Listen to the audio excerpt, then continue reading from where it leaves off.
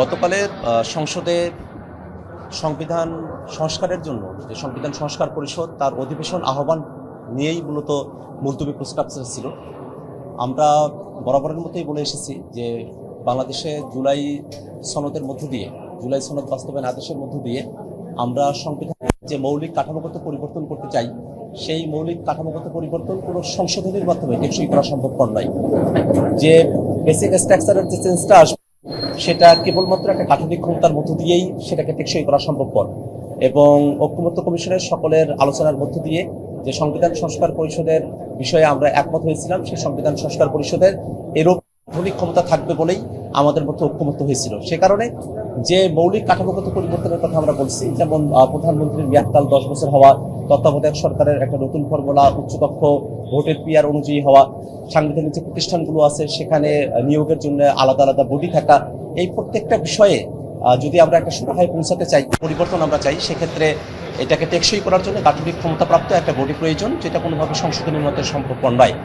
এখন সরকারি দল তারা আসলে জুলাই সনদে এবং জুলাই সনদের পূর্বে আমরা যে ঐক্যমত্য কমিশন আলোচনাগুলো বসেছিলাম, সেখানে তাদের যে কমিটমেন্ট সেখান থেকে তারা দূরে সরে এসেছেন। এটার পিছনে প্রধানতম যেটা ব্যাপার যে তারা আসলে টু-থার্ড মেজরিটি পেয়েছেন। আপনারা জানেন যে বাংলাদেশে সংসদে কোনো দল যদি টু-থার্ড মেজরিটি অর্জন করে, সেই টু-থার্ড মেজরিটির ফলে তারা যা খুশি তাই তারা কাটছাট করতে পারে, সে ধরনের এক ধরনের প্রবণতা তাদের মধ্যে রয়েছে। তো সেই তাদের মতো করে তারা একটা সাংবিধানিক কাঠামো তারা একটা দাঁড় করাতে চান। তারা জুলাই সনদ আদেশের মধ্যে যেভাবে বলা আছে সেই বিষয়গুলো তারা বাস্তবায়ন করতে চান না। সে কারণেই তারা মূলত এখন সংশোধনী আলাপটা তারা নিয়ে এসেছেন। অথচ ঐক্যমত্য কমিশনে আমরা সকলেই একমত হয়েছিলাম যে গাঠনিক ক্ষমতাপ্রাপ্ত সংবিধান সংস্কার পরিষদই হবে সংবিধান রিলেটেড যে পরিবর্তনগুলোর কথা আমরা বলছি, মৌলিক পরিবর্তন, সেগুলোকে স্থায়ী ভিত্তি দেওয়ার উপযুক্ত প্ল্যাটফর্ম। তো এই যে প্রস্তাবটা দেওয়া হয়েছে, এই প্রস্তাব আপনারা প্রত্যাখ্যান করছেন কিনা বিরোধী দল? আমরা জানিয়েছি যে গতকালের আলোচনাটা ছিল সংবিধান সংস্কার পরিষদের বিষয়ে। যদি সংবিধান সংস্কার পরিষদ গঠনের বিষয়ে কোনো কমিটি করা হয়, সেটার ব্যাপারে আমরা ইতিবাচকভাবে সেটাকে দেখব, কিন্তু কোনো সংশোধনের যে কমিটি, সেই জিনিসগুলোকে আমরা মনে করি একটা শুভঙ্করের ফাঁকি সেখানে রয়েছে, এবং সেই তার মধ্য দিয়ে আসলে তারা তাদের মতো করে তাদের দলীয় যে এজেন্ডা যেগুলো আছে আর কি, সেগুলোকেই তারা বাস্তবায়নের দিকে তারা অগ্রসর হবে।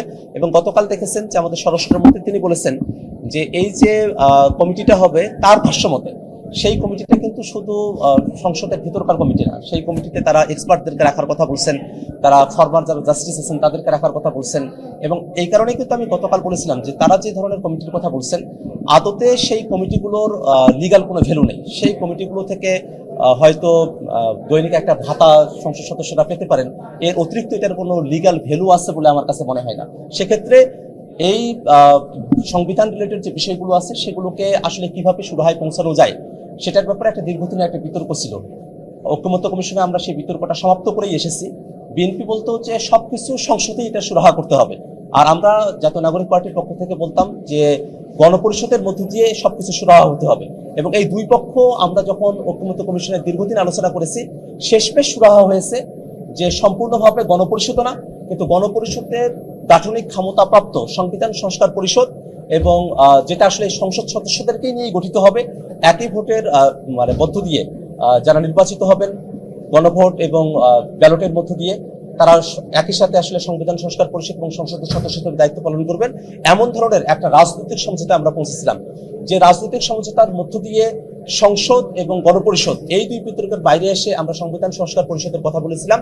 সেই রাজনৈতিক সমঝোতা থেকে বিএনপি দূরে সরে এসেছে, এবং এই রাজনৈতিক সমঝোতা থেকে দূরে সরে আসা বাংলাদেশের রাজনৈতিক যে কালচার, তাতে একটা বড় ধরনের আঘাত, এবং আমরা মনে করি যে এর মধ্য দিয়ে তাদেরকেও সামনের দিনে একটা ভোগান্তিতে পড়তে হবে। গতকাল শেষে স্পিকার যেমন করে বলেছেন আর কি, তাতে করে আসলে জিনিসটা আজকে তিনি কন্টিনিউ করবেন কি করবেন না, তাতে একটা অস্পষ্টতা থেকে গেছে। যদি আজকে মাননীয় স্পিকার তিনি যদি গতকালের যে মুলতবি প্রস্তাব তার উপরে যদি আজকে আরো কিছু কথাবার্তা টানা নেন, সেক্ষেত্রে আমরা আমাদের তরফ থেকে আমাদের যে বক্তব্যগুলো আছে সেগুলো আমরা উপস্থাপন করব। গতকাল মাননীয় বিরোধী দলীয় নেতার যে বক্তব্য, সেটাকে আইনমন্ত্রী যে মিসকোট করেছিলেন, সেই বিষয়টা নিয়ে আমরা প্রসঙ্গ আজকে উত্থাপন করব, এবং আরো সামগ্রিক যে বিষয়বস্তুগুলো রয়েছে সেই বিষয়গুলো নিয়ে আমরা তাদেরকে বিষয়গুলো জানাবো। সংশোধন এবং সংস্কার এই দুটো শব্দের দিকে যদি আমরা তাকাই, ইংলিশ করতে গেলে একটা হয় অ্যামেন্ডমেন্ট আর একটা হয় রিফরমেশন। অ্যামেন্ডমেন্ট হচ্ছে যা কিছু বেসিক আছে সেই বেসিকটাকে ঠিক রেখেই, বেসিক ভিত্তিমূলটাকে ঠিক রেখে আদার্স কিছু জিনিসে কিছু পরিবর্তন দিয়ে আসা।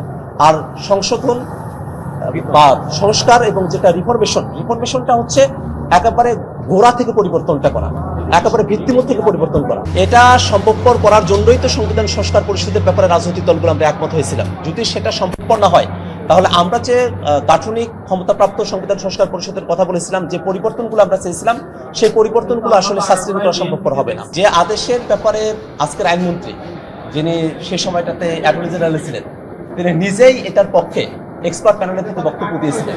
তিনি আজকে যদি সরকারি দলের ফোরামে গিয়ে আজকে এই আদেশটাকে তিনি অবৈধ বলেন, সেক্ষেত্রে বিষয়টা দাঁড়ায় যে নিজেই নিজের বক্তব্যকে উইথড্র করে নেওয়া। এখন তারা যদি তাদের বক্তব্যকে এইভাবে উইথড্র করতে থাকে, তাহলে তাদের প্রতি জাতির কনফিডেন্স কিভাবে থাকবে? তারা যে সরকার পরিচালনা করতে পারবে নিজের এক কথার উপরে থেকে, সেটা তো আর এখানে বাস্তবসম্মত হয়ে দাঁড়ায় না। ৭১-এর মুক্তিযুদ্ধে ৭২-এর যে সংবিধান, সেই সংবিধানকে সবসময় ৭১-এর মুক্তিযুদ্ধের যুদ্ধকে ব্যবহার করে ৭২-এর যে সংবিধান, সেই সংবিধান এমন করে প্রণয়ন করা হয়েছিল যাতে করতে পারে। শেখ মুজিবুর রহমানকে মাথায় রেখেই এই সংবিধানটাকে প্রস্তুত করা হয়েছিল। একজন ব্যক্তির কাছে রাষ্ট্রের সকল ক্ষমতা কুক্ষিগত করে ফেলা হয়েছিল। একটা ফেসিবাদের বীজ, একটা স্বৈরতন্ত্রের বীজ ৭২-এর সংবিধানে শেখ মুজিবকে কেন্দ্র করেই তারা অন্তর্ভুক্ত করেছিল। সেই ৭২-এর সংবিধান, তাতে অনেকগুলো বিষয় আছে যে বিষয়গুলোকে একেবারে ইন্টারন্যাশনাল স্ট্যান্ডার্ডের কারণে সেগুলো থেকে বেরিয়ে আসার কোনো সুযোগ নেই। সেখানে যে সিভিল রাইটগুলোর কথা বলা হয়েছে, right two assembly, right to vote থেকে অনেকগুলো ভোট সিভিল যে রাইটের কথা বলা আছে, সেগুলোর তো আমরা বিরোধী না। অবশ্যই প্রত্যেকটা সংবিধানে কিছু কমন কথা থাকবে, যে কথাগুলো ওয়ার্ল্ড ওয়াইড স্বীকৃত, সেই কথাগুলোর আমরা বিরোধী না। কিন্তু এই সংবিধানের মধ্যে এমন কিছু উপাদান রয়েছে যে উপাদানগুলো ফেসিবাদের কাঠামোকেই শক্তিশালী করে। সেই ফেসিবাদের কাঠামো যা কিছু আছে, সেগুলোকেই বরং চূর্ণ বিচূর্ণ করে আমরা একটা গণতান্ত্রিক যাত্রার দিকে আমরা অগ্রসর হতে চাই। এই কথাটা আপনারা পাবেন বেগম খালেদা জিয়ার বক্তব্যের মধ্যেও। বিএনপির যিনি পক্ষে বলেছেন জনাব পার্থ সাহেব, তারও একটা বক্তব্যের মধ্যে আপনি দেখবেন, গতকাল পার্থ ভাই তিনি বললেন যে ৭২-এর সংবিধানের কথা বললে কি ৭১-এর পরাজয়ের কথা মনে হয় কিনা, এই ধরনের একটা কথা তিনি বলেছেন। অথচ তারই বক্তব্য আছে, তিনি এই ৭২-এর যে সংবিধান, সেটাকে তিনি ছুঁড়ে ফেলার কথা বলছেন। আসলে সামগ্রিকভাবে বিষয়টা হলো, যারা যখন ক্ষমতায় থাকেন, বিশেষত 2/3 মেজরিটির ক্ষমতাটা তখন তখন তারা নিজেদেরকে সংবিধানের মালিক বলে মনে করেন আর কি। যেহেতু নিজেদের মতো করে সবকিছু করা যায়, এই কারণে এখন তারা সংবিধানের পক্ষে এমন করে কথা বলছেন। বাস্তবতা হলো, কালকে পার্থ ভাই নিজেও স্বীকার করেছেন যে আমরা একটা কোয়াজাই কনস্টিটিউশনাল পরিস্থিতির মধ্য দিয়ে যাচ্ছি, এবং আমরা কিন্তু তাদের পজিশনটা কিন্তু তাদের জায়গা থেকে কন্ট্রাডিক্টরি। কিন্তু আমরা যে পজিশনটা নিয়েছি, আমরা বারবার বলছি, এটাই বাস্তবতা, যে আমরা ৫ আগস্টের পরে একটা এক্সট্রা কনস্টিটিউশনাল ফর্মুলার ভিতর দিয়ে আমরা যাচ্ছি, যাতে আমরা সংবিধানের ভিতরেই সবকিছু করছি ব্যাপারটা এমন না, আবার সংবিধানটাকে পুরোপুরি আমরা সেটে ফেলেছি বিষয়টা এমনও না। অর্থাৎ একটা সমন্বয় চলছে। এই সমন্বয়টুকু বিএনপি তারা তাদের মতটুকু, যতটুকু তাদের ফেভারে যায় ততটুকু তারা করছে। কারণটা কি, দেখবেন যে এখানে যারা মন্ত্রীরা আছেন, সংবিধান অনুযায়ী কিন্তু তাদের প্রত্যেকের অফিসে মরহুম শেখ মুজিবুর রহমানের ছবি ঝুলানোর কথা। তারা কিন্তু কেউ মরহুম শেখ মুজিবুর রহমানের ছবি সেখানে ঝুলাচ্ছেন না। অর্থাৎ সেই জায়গাটাতে যেহেতু তাদের দলীয় ফিলোসফির সাথে সেটা সংগতিপূর্ণ নয়, সেখানে তারা সংবিধান মানছেন না। যেহেতু ৭২-এর যে সংবিধানের যে মূলনীতিগুলো আছে, ধর্মনিরপেক্ষতার কথা আছে সেখানে, কিন্তু বিএনপির যে সংবিধানের যে মূলনীতি, সেখানে আল্লাহর উপর পূর্ণ আস্থা এবং বিশ্বাসের কথা আছে। আপনারা সংসদ ভবনের ভিতরে যান, সংবিধান কিন্তু এখনো পর্যন্ত রিরাইট করা হয়নি। অথচ এখনই আমাদের সংসদ ভবনের প্রত্যেকটা দরজায় দরজায় আল্লাহর উপর পূর্ণ আস্থা এবং বিশ্বাসের কথা বলা হয়েছে। এটা কেমনে আসলো? এটা তো জনগণের অভিপ্রায় থেকে আসলো। সংবিধানে এখনো তারা হাত দেন নাই, কিন্তু হাত দেওয়ার আগে তারা পরিবর্তনগুলো আগেই করে ফেলেছেন। পরিবর্তনগুলো তারা আগে করেছেন, কারণ অতটুকু তাদের দলীয় নীতির সঙ্গে যায়। যতটুকু দলীয় নীতির সঙ্গে যায় ততটুকু তারা মানবেন, আর যতটুকু তার দলীয় নীতির সঙ্গে যায় না, তাদেরকে আস্তে পৃষ্ঠে বেঁধে ফেলতে পারে তাদের ক্ষমতা কাঠামোকে। অর্থাৎ সাংবিধানিক প্রতিষ্ঠানগুলোতে যদি একটা নতুন ভোটের মাধ্যমে নিয়োগ হয়, তাহলে বিএনপির বা প্রধানমন্ত্রীর একক কর্তৃত্ব থাকবে না, এই ভয় তারা সেটা মানতে চান না। তত্ত্বাবধায়ক সরকারের যে ফর্মুলা, সেই ফর্মুলায় তাদের মতো করে যদি হয়, তাহলে তাদের যে বিচারপতি থাকবেন, সর্বশেষ বিচারপতি, তিনিই পরের তত্ত্বাবধায়ক সরকারের প্রধান হবেন, এই সুবিধাটা তারা নিতে চান। আবার যে উচ্চকক্ষের কথা বলা হয়েছে, সেই উচ্চকক্ষে ভোটের পিয়ার অনুযায়ী তারা আর করতে চান না। এই কারণেই তারা একটা হযবরল অবস্থা তারা তৈরি করেছেন। তারা আসলে একটা অসমন্বয়ের মধ্যে দিয়ে যাচ্ছে।